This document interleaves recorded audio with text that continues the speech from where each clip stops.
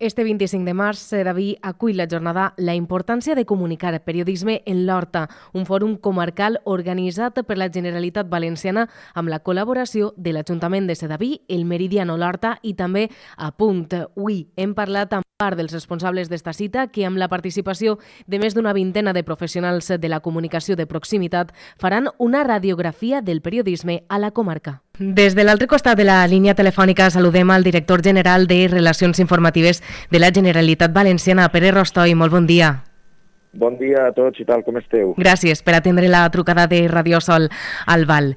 Els nostres oients estan escoltant aquesta entrevista per una emissora local i de proximitat, que és precisament l'eix principal de la jornada de demà, del 25 de març, que acull l'Ajuntament de Sedaví. S'anomena La importància de comunicar periodisme en l'Horta, una jornada organitzada per la Generalitat i que suposa una nova aposta per a donar visibilitat, podríem dir, a una comunicació en auge?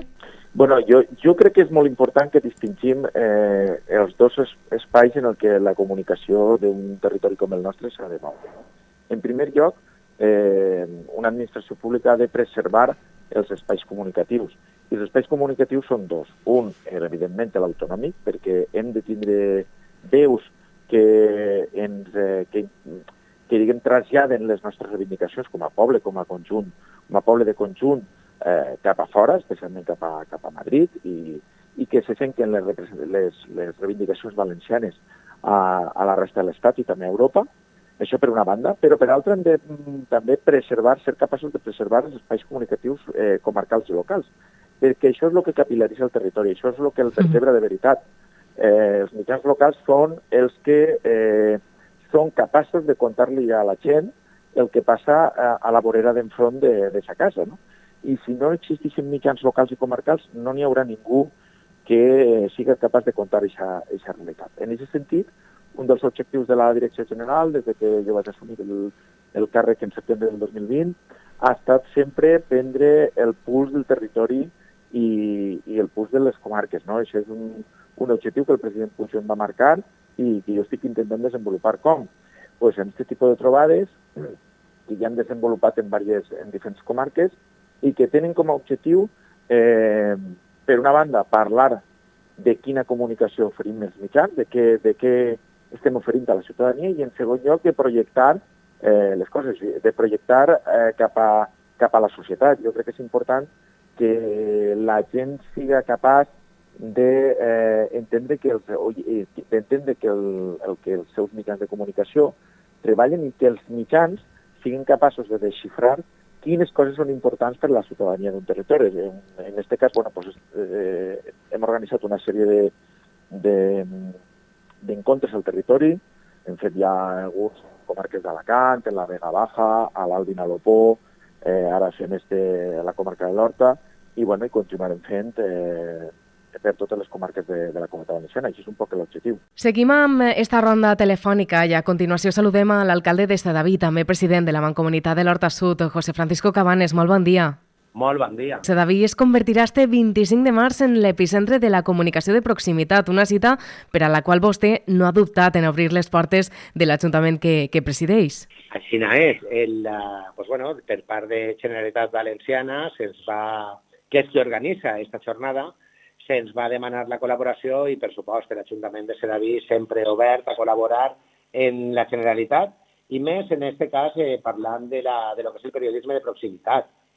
A l'Horta Sud som una comarca on residim vora mig milió de persones, les quals en aquests moments, on les fake news i tot el que és informació, què millor que fer una jornada de periodisme de proximitat amb els verdaders professionals del periodisme i ficar en valor aquest treball diari, del dia a dia que fan, i tota aquesta tasca que durant el temps de pandèmia va ser molt important el seu treball, que estagueren tots els dies treballant per a informar a la població de tot el que passava. Pense que és una aposta per la Generalitat molt positiva, el ficar en valor, i més, aquestes emissores dels pobles, aquests diaris digitals o no digitals que tenim en paper que es distribueixen per la comarca, que és una font d'informació de primera mà per professionals i realment una tasca molt important que es fa de cara a la societat. Parlem ara amb Sílvia Tormo, directora del Meridiano l'Horta, que també col·labora en esta jornada de comunicació. 10 anys dedicat a difondre notícies de caràcter local i comarcal i sobretot de donar a conèixer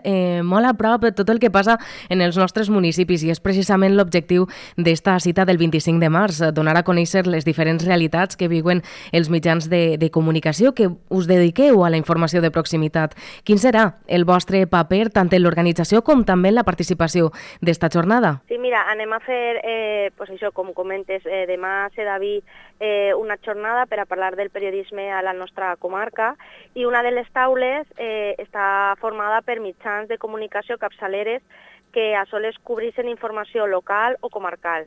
Hi ha capçalers que porten 22 anys cobrint, per exemple, la població de Torrent, altres a Paterna, i també com a locals, com a comarcals, estem nosaltres, el Meridiano l'Horta, que tenim l'edició en paper i també web, i també el diari digital Horta Notícies.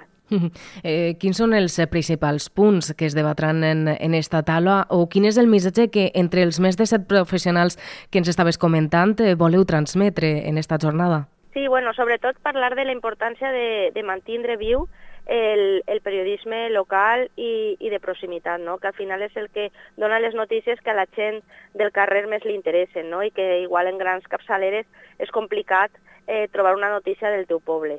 Aleshores, per una banda, ficar-ho en valor, el periodisme de proximitat, i per altra banda, parlar, no?, cap a on anem.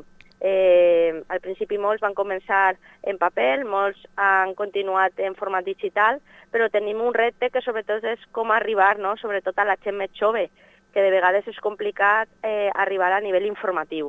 I parlarem de la realitat de les nostres capçaleres, de les nostres fortaleses, però també les nostres